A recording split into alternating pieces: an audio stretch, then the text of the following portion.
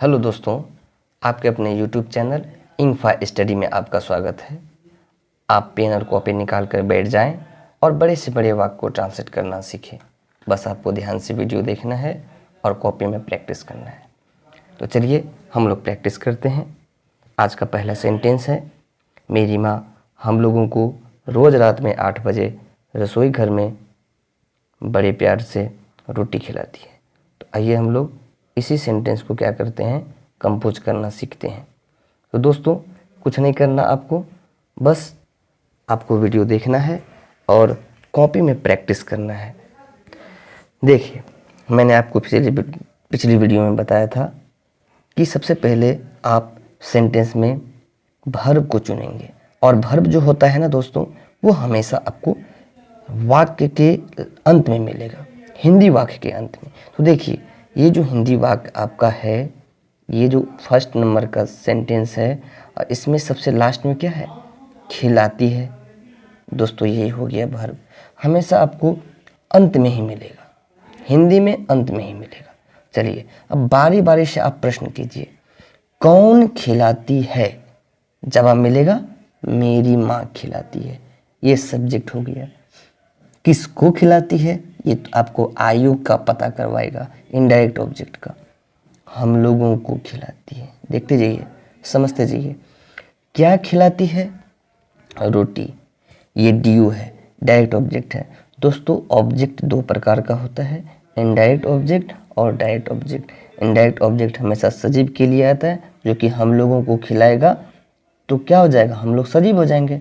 रोटी निर्जीव है और ड्यू जो होता है निर्जीव के लिए आता है। तो समझ में आ गया होगा। अब देखिए, सब्जेक्ट मिल गया, वर्ब मिल गया, आयु ड्यू मिल गया, और बाकी जो शब्द बच गए, रोज रात में 8 बजे रसोई घर में बड़े प्यार से, यहाँ तक दोस्तों आपका अदर वर्ड हो गया। दोस्तों क्या हो गया, अदर वर्ड हो गया। अब देखिए कुछ नहीं करना है, आपको पता है पहले से कि सबसे पहले क्या लिखते हैं, सब्जेक्ट लिखते हैं, फिर क्या लिखते हैं दोस्तों, फिर वर्ब लिखते हैं, उसके बाद ऑब्जेक्ट लिखते हैं। ऑब्जेक्ट दो प्रकार का होता है, फिर अदर वर्ड लिखते हैं। तो उसी तरह से मैंने सजा दिया है। देखिए सबसे पहले सब्जेक्ट है मेरी माँ, खिलाती है, ठीक, किसको खिलाती है, हम लोगों को। क्या खिलाती है, रोटी। देखिए अदर वर्ड, रोज रात में 8 बजे रसोई घर में बड़े प्यार से। बस इसकी अंग्रेजी जो है फटाफट लिख दी गई है। अंग्रेजी क्या है दोस्तों, अंग्रेजी को समझिए। देखिए मेरी माँ का अंग्रेजी माई मदर हो गया, खिलाना अंग्रेजी फिर होता है, थर्ड पर्सन एक वजह होने के कारण से फीड में एस लग गया, वो आपका फीड्स हो गया दोस्तों। और हम लोगों को का अंग्रेजी क्या होता है, अस होता है दोस्तों, फीड्स अस, तो अस होता है। रोटी का ब्रेड होता है। रोज रात में इसकी इंग्लिश क्या होती है, डेली नाइट होती है। 8 बजे का इंग्लिश कोई भी समय रहेगा दोस्तों, उसके लिए एट का प्रयोग करेंगे, एट 8 o'clock। रसोई घर में इन द किचन, यहाँ पर आप लोग एक चीज़ देख रहे होंगे, इन का प्रयोग हो रहा है, एट का प्रयोग हो रहा है। दोस्तों ये प्रीपोजिशन है। बस 1 से 2 दिन के अंदर मैं इसके ऊपर वीडियो बनाऊंगा। इसके बाद आपको एक होमवर्क वाला वीडियो दूंगा, फिर आपको प्रीपोजिशन पढ़ाया जाएगा, आप ये सब भी समझ पाएंगे। उसके बाद देखिए बड़े प्यार से का इंग्लिश क्या होता है, वेरी अफेक्शनेटली होता है। बस हमारा सेंटेंस क्या हुआ दोस्तों, बन गया। My mother feeds us bread daily night at 8 o'clock in the kitchen very affectionately. चलिए नेक्स्ट सेंटेंस की तरफ हम लोग मूव करते हैं दोस्तों। नेक्स्ट सेंटेंस क्या कह रहा है, नेक्स्ट सेंटेंस है दोस्तों, सोहन बाबू मुझे प्रतिदिन सुबह में 2 रुपया देते हैं। देखिए वर्ब अंत में रहता है, तो लास्ट में क्या है, देते हैं। कौन देते हैं, सोहन बाबू। किसको देते हैं, मुझे। क्या देते हैं, 2 रुपया। उसके बाद अदर वर्ड हो गया। देखिए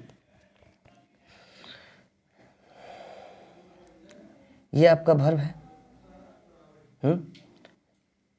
सब्जेक्ट हो गया सोहन बाबू, आईओ हो गया मुझे, सजीव है।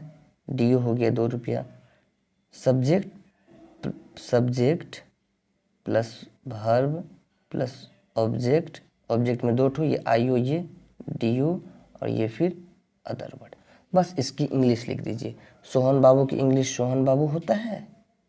बस देना का गिव, थर्ड पर्सन एक वचन होने के कारण ऐसा लग गया गिव्स।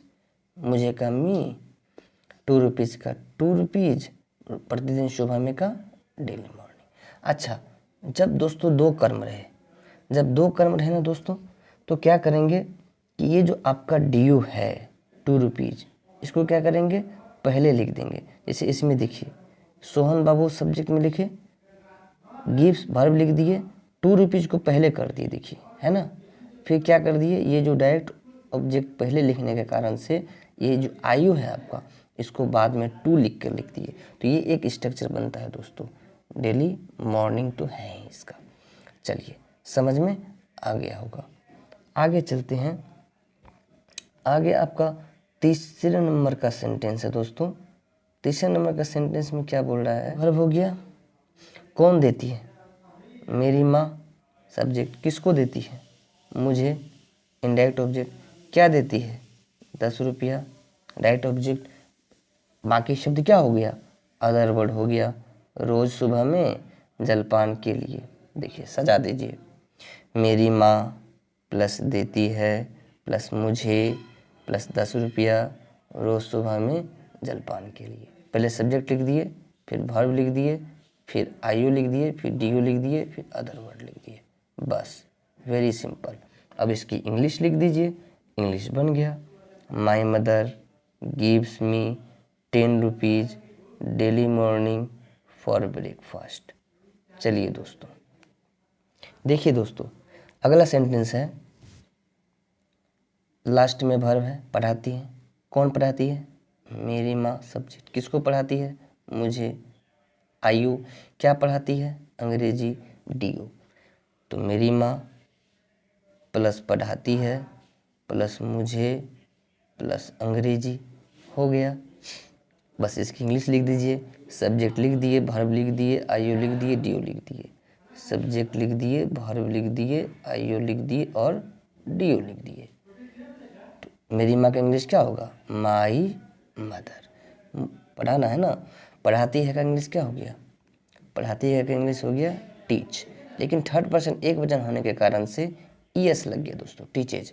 मुझे का इंग्लिश होगा मी और अंग्रेजी का इंग्लिश होगा इंग्लिश। समझ में आ गया होगा दोस्तों। अब देखिए नेक्स्ट सेंटेंस, पढ़ाते हैं, वर्ब खोजना है। तुरंत वर्ब खोजिए, सबसे पहले वर्ब खोजिए। पढ़ाते हैं, कौन पढ़ाते हैं, आप पढ़ाते हैं। किसको पढ़ाते हैं, मुझे पढ़ाते हैं। क्या पढ़ाते हैं, अंग्रेजी पढ़ाते हैं।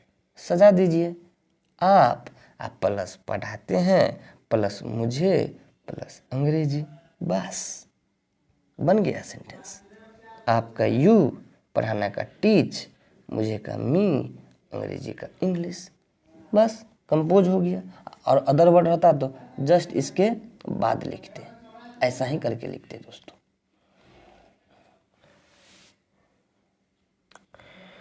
अच्छा, नेक्स्ट सेंटेंस देखते हैं दोस्तों। नेक्स्ट सेंटेंस है 6 नंबर में, देते हैं वर्ब है। कौन देते हैं, आप देते हैं। किसको देते हैं, मुझे देते हैं। क्या देते हैं, एक किताब देते हैं। आप प्लस देते हैं प्लस मुझे प्लस एक किताब। दोस्तों देखिए, ये आपका कंपोजिशन है दोस्तों। देखिए दोस्तों, ये आपका कंपोजिशन है। आप प्लस देते हैं प्लस मुझे प्लस एक किताब। आपका यू, देना का गिव, मुझे का मी, एक किताब का एक बुक। इन भर में SES IS BS लगता है। अब नेक्स्ट सेंटेंस है दोस्तों, पढ़ाता हूँ। कौन पढ़ाता हूँ, मैं। पढ़ता हूँ, कौन पढ़ता हूँ, मैं। क्या पढ़ता हूँ, इस किताब को। किसको पढ़ता हूँ, कोई जवाब नहीं। क्या पढ़ता हूँ, ये जवाब है। तो देखिए, कोई भी एक कर्म हो सकता है, कोई ज़रूरी नहीं है कि दो कर्म ही रहे, एक भी कर्म हो सकता है या नहीं भी हो सकता है, लेकिन सब्जेक्ट होगा और वर्ब होगा, ये जरूर होगा। कंपोज कीजिए।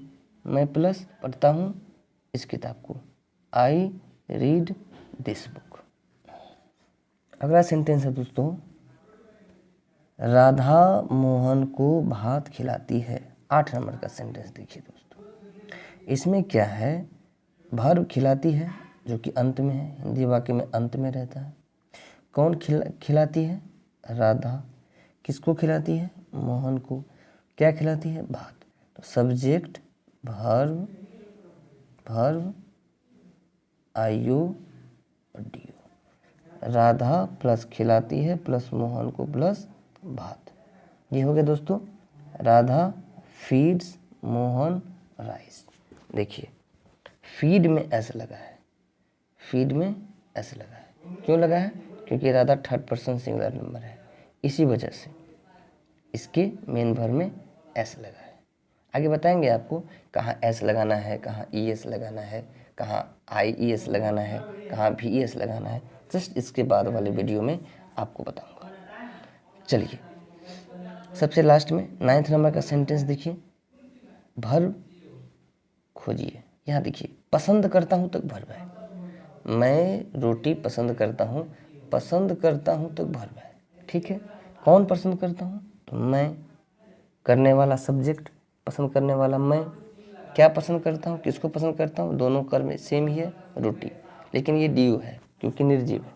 चलिए कंपोज कीजिए, सब्जेक्ट वर्ब ऑब्जेक्ट, बस इंग्लिश लिख दीजिए। मैं का आई, पसंद करता हूँ का लाइक, रोटी का ब्रेड। चलिए समझ में आ गया दोस्तों। अगला सेंटेंस देखिए दोस्तों, अगला सेंटेंस क्या बोल रहा है, अगला सेंटेंस बोल रहा है दोस्तों, राधा संगीता और सीता रोज रात में परिश्रम पूर्वक अंग्रेजी पढ़ाती हैं। देखिए पढ़ाती हैं वर्ब हो गया, कौन पढ़ाती हैं, देखिए जवाब मिलेगा राधा संगीता और सीता, यहाँ तक सब्जेक्ट है दोस्तों, यहाँ तक है, क्योंकि पढ़ाती है तो तीनों मिलके पढ़ा रही है, राधा संगीता और सीता मिलके पढ़ा रही है, तो तीनों सब्जेक्ट हो गया। कौन पढ़ाती है, तो जवाब ही इसी में, सवाल ही जवाब है, प्रश्न कीजिएगा आपको जवाब मिलेगा। पढ़ाती है, कौन पढ़ाती है, राधा संगीता और सीता। किसको पढ़ाती है, कोई जवाब ही नहीं है, लेकिन डीओ है, क्या पढ़ाती है, अंग्रेजी। देखिए है, सब्जेक्ट मिला, वर्ब मिला, आईओ या डीओ मतलब कोई भी एक कर्म मिला, बाकी अदर वर्ड जो छूट गया वो अदर वर्ड, रोज रात में परिश्रम पूर्वक, बस सजा दीजिए इसको, सजाइए फटाफट चुटकियों में इसको बनाइए। देखिए सब्जेक्ट लिख दिए, राधा संगीता और सीता पढ़ाती है अंग्रेजी रोज रात में परिश्रम पूर्वक। अब इंग्लिश लिख दीजिए, राधा संगीता एंड सीता टीच होगा दोस्तों।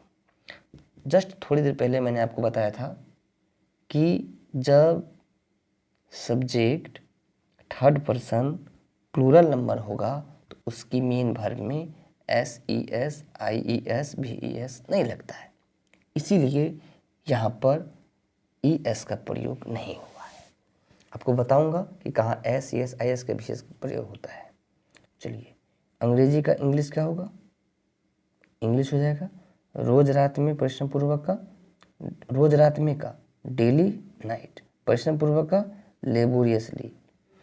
मैं उम्मीद करता हूं दोस्तों कि आपको समझ में आ गया होगा। चलिए दोस्तों, आप जितना भी सेंटेंस पढ़ाया गया है इसको अपनी कॉपी में उतार लीजिए, इसको उतारते रहिए कॉपी में। और क्या कीजिए, इसके बाद मैं आपको एक वर्ड्स मीनिंग का दे देता हूँ, वो वर्ड्स मीनिंग आप लर्न कर लीजिए दोस्तों। ये देखिए, ये आपका वर्ड्स मीनिंग है, आप इस वर्ड्स मीनिंग को कॉपी में उतार लीजिए। धीरे धीरे दोस्तों आप ट्रांसलेशन बनाते जाएंगे ना, ये सब सारा वर्ड्स ऑटोमेटिक आपको अपने आप याद हो जाएगा, आपको याद करना भी नहीं पड़ेगा। ऐसे ही वीडियोस देखते रहिए, हमारे चैनल से जुड़े रहिए, आपको इंग्लिश ज़रूर सीख जाएंगे आप, एकदम आसानी से आप सीख जाएंगे। कुछ नहीं है, इंग्लिश एक लैंग्वेज है, आपको डरने की ज़रूरत नहीं है, आप आसानी से सीख जाएंगे। लीजिए दोस्तों, अब आपसे विदा लेता हूँ, मिलेंगे आपसे अगली वीडियो में।